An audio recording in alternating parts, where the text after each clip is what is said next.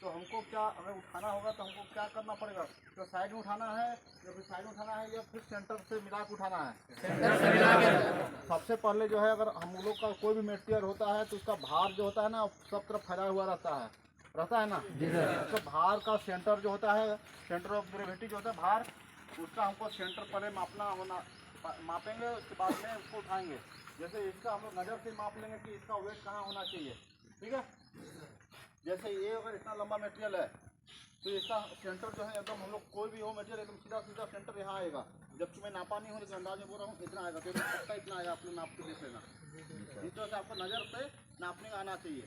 दूसरी बात में जो फोर्स का पोजीशन है, ये फोर्स का पोजीशन है हमेशा जो है, अगर बड़ा मटेरियल है तो चौड़ा होना चाहिए और छोटा मटेरियल है तो छोटा होना चाहिए। फोर्स को एडजस्ट करने के लिए सबको यहाँ से लोग खोलना है, ठीक है। उसके बाद इस फोर्स को आगे धक्का मारेंगे, यहाँ से ऐसे लोग खुला, ऐसे धक्का मारेंगे आगे तो आगे जाएगा, ठीक है, समझ गए ना। और उधर करना हो तो इधर धक्का मारेंगे, उसके बाद इसको लॉक कर देंगे और फिर से एक बार धक्का मारेंगे तो सेट हो जाएगा, ठीक है। दूसरी बात में है कि लगभग ऑपरेटर का यही गलती रहता है, जिसके कारण से आप लोग को इसमें चेकिंग करने में दिक्कत होता है। ये जो है केरेज, ठीक है। जब केरेज अगर मान के चलिए आप लोग का लेवल नहीं है, अभी भी लेवल नहीं, देखो ये इसके बराबर होनी चाहिए, ठीक है जी सर। अगर टेढ़ा मेढ़ा होगा तो हमेशा आपका मटेरियल टेढ़ा उठेगा, ठीक है। ये अगर टेढ़ा मेढ़ा है, अगर यहाँ पर अगर एडजस्ट नहीं है तो हमेशा मटेरियल टेढ़ा उठेगा, और जब टेढ़ा मटेरियल उठेगा तो हम लोग को रखने में भी दिक्कत होगा जी सर। इसीलिए कोई मटेरियल को सेंटर से उठाना है, बराबर उठाना है। और जब हम लोग को कोई मटेरियल एक के ऊपर जैसे रख रहे हैं या फिर लाइन बाय लाइन रख रहे हैं, तो अगला जो मटेरियल है उसके एकदम सीधा में आना है, लाइन बाय लाइन, उसके बाद स्टेकिंग करना है, ठीक है जी सर। अब जो है, जब से ये अगर मटेरियल है और इसमें अगर हमको फोर्क डालना है, सबसे पहले हम लोग को क्या करना है, फोर्क को ज़मीन से 4 इंच उठा के तो चलना है। लेकिन जैसे मटेरियल पास में आएंगे तो फिर ज़मीन से 4 इंच है फोर्क हमारा एल शेप में रहेगा, ऐसे 4 इंच है, एल शेप में है ना, ऐसे है ना जी सर। फिर जैसे जब मटेरियल के करीब आ जाएगा तो फोर्क आगे से टिल हल्का फॉरवर्ड होगा, ठीक है। उसके बाद मटेरियल में अंदर घुसाएंगे, उसके बाद पूरा फोर्क घुसने के बाद में क्या करेंगे, हल्का उठाएंगे ऊपर, उसके बाद टिल पूरा बैक करेंगे अपने तरफ। टिल बैक करेंगे ना टिल बैक करने मतलब है कि कोई भी मटेरियल हो अपने तरफ झुक जाएगा, ठीक है।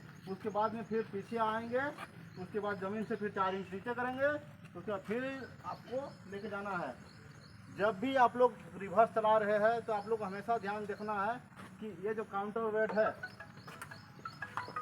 ठीक है, ये काउंटर वेट है, उसका आपको हमेशा सेंटर में और एकदम सीधा नज़र आना चाहिए। ऐसा नहीं कि अगर आप लोग यहाँ से देख रहे हैं तो सामने में ही देखेंगे, आपको लंबा देखना है आगे की ओर, ठीक है, इसका सेंटर से। और ये जो पोजीशन है, ये हाथ का पोजीशन ऐसे होगा और ये वाला पोजीशन ऐसे आएगा, और हाँ ऐसे एकदम पूरा लंबा सीधा देखना है, क्लियर फोकस। ये वाला हाथ पोजीशन यहाँ होगा, ठीक है, क्लियर हो गया ना, कोई इसमें डाउट नहीं, ठीक है। अब जो है दूसरी बात में है कि कोई भी हम लोग मटेरियल लिफ्ट कर रहे हैं, जब लिफ्ट कर रहे हैं तो सबसे पहले मटेरियल को हमको लिफ्ट करने के लिए सबसे पहले मटेरियल के करीब आना है।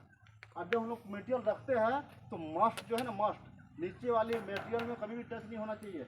अगर नीचे वाली मटेरियल पर टच हो रहा है तो नीचे का मटेरियल अगर लूज रहेगा तो टकराएगा, फटेगा। इसीलिए इसका डिस्टेंस जो है बनाए रखना है। डिस्टेंस बोले तो 4 उंगली, कितना 4 उंगली का डिस्टेंस जो है, यहाँ से नीचे से मस्ट का 4 उंगली का डिस्टेंस बनाए रखना। 4 उंगली अगर डिस्टेंस बनाओगे और आप टिल फॉरवर्ड करोगे तो ऑटोमेटिक है कि मस्ट सीधा हो जाएगा और एल शेप में आ जाएगा, ठीक है सर। इसका डिस्टेंस कितना होगा, 4 उंगली डिस्टेंस रहेगा, तो ऊपर में जो है आप जैसे टिल फॉरवर्ड करोगे एल शेप में पूरा मस्ट सीधा हो जाएगा और एल शेप में बन जाएगा। उसके बाद एकदम एक बार में आप रख पाओगे, ठीक है।